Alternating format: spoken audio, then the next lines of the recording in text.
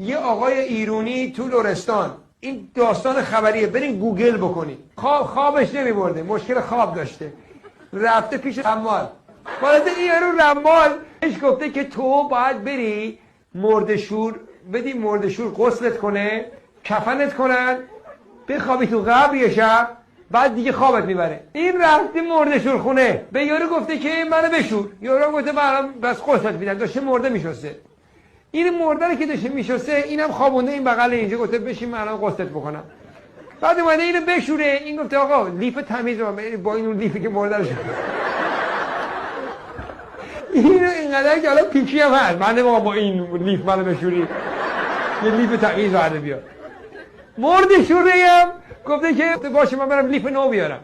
رفته لیف نو بیاره. بعد این یکی مرده بوده، تمام فامیلش رو میان تو گریه کنونا. من گریه میکردن سر گفت. بعد یارو گفته مردشور کجا؟ و این یاری که این مخابیده بوده یا بلنسی گفته رفته لیف بیاره.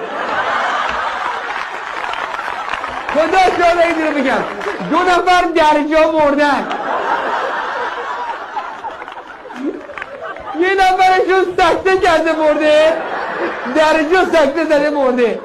اون یکی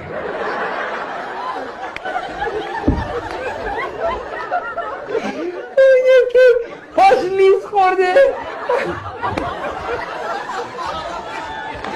با کله خورده زمین مرده. یه آقای ایرانی تو لرستان